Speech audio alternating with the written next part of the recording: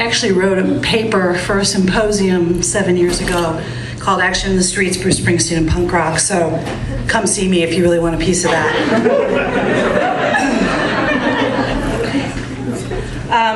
This is something I had written about the last night of CBGB's, and it's called The Last Chord. It is actually short. I am just old and need big type. I arrived at 4 p.m. to get online, certain that I was late and there would be 1,000 people in front of me.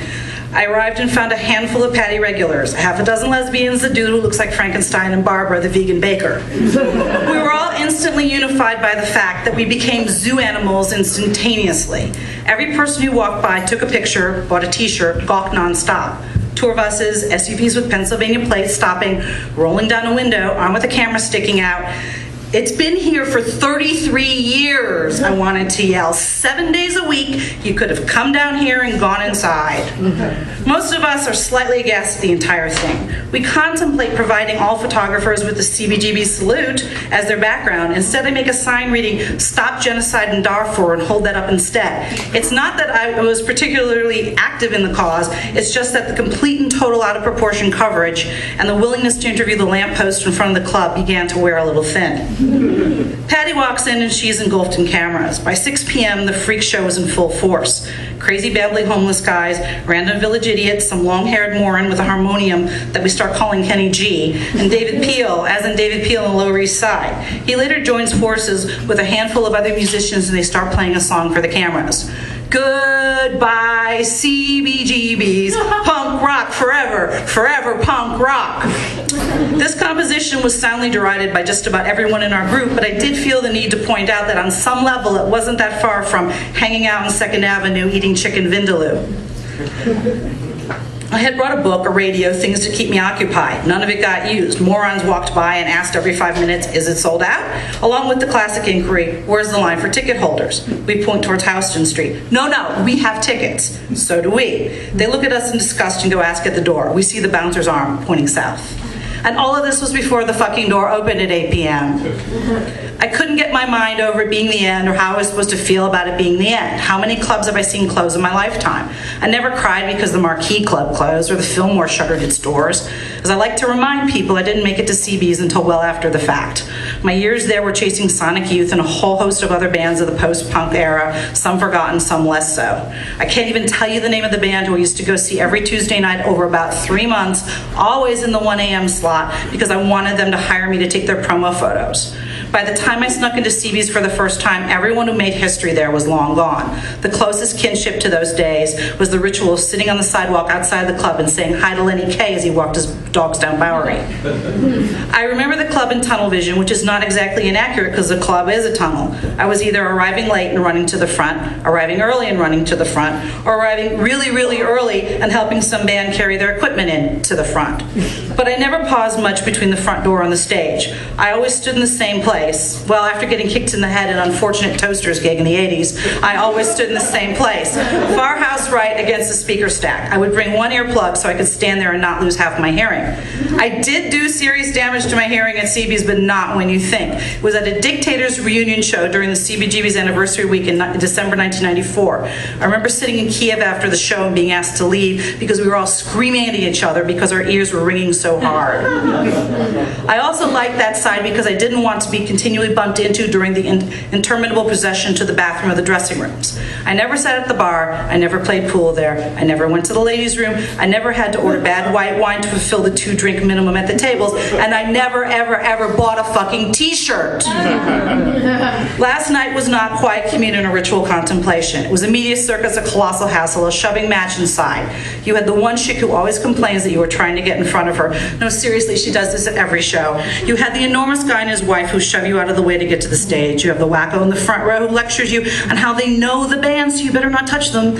You have the drunk moron walking sideways through the crowd, and as always, the skinhead idiot in a Ramones shirt who wants to slam dance through every single song, and when people attempt to calm him down, lectures us all that none of us really understand this music. In short, a typical night of CBGB's. Patty began with a book held open, reading. Reading Piss Factory and the emotional resonance is so obvious and so overwhelming. I wonder how I'm going to get through the rest of the night. The first half of the show was quieter and lacked punch. The monitors were bothering them, and they had to start several songs over again.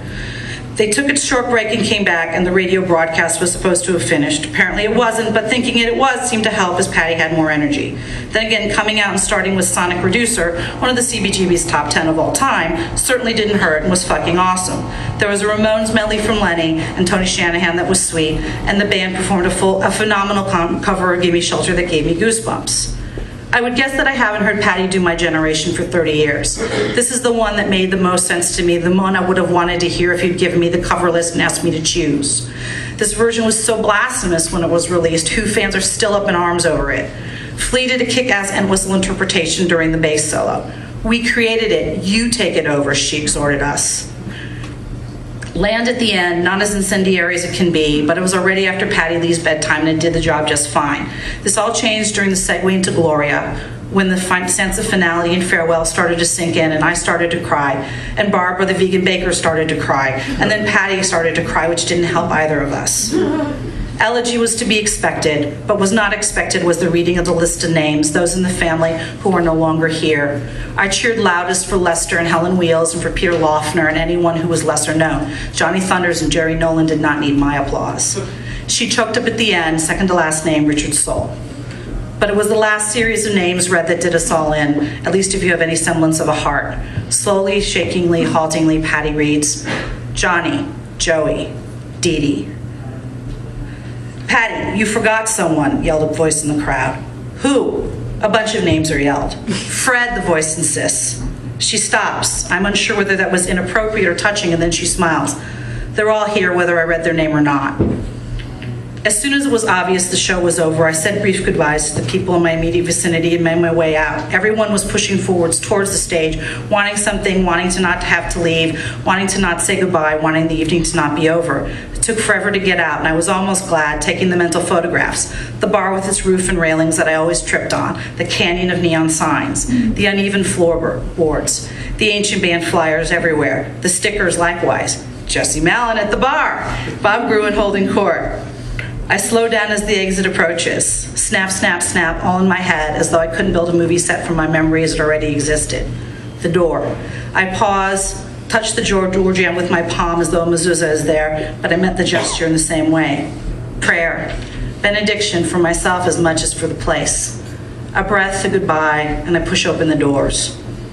Outside, I am greeted by a million people taking my photo, a huge crowd milling around, someone offering to buy my wristband, other people asking me if I knew what the Mets score was because I was wearing a Cliff Floyd shirt, since I gave up watching a postseason playoff game to be here tonight. The boyfriend is waiting for me. I grab his hand and start to walk away. I feel like Lot's wife and that I don't want to look back, but I can't not look back. What will that block be? What will happen here? Will people still come here on Joey's birthday and leave flowers? Where do we go when the next one of us passes? But for now, we say goodbye and we mourn a little.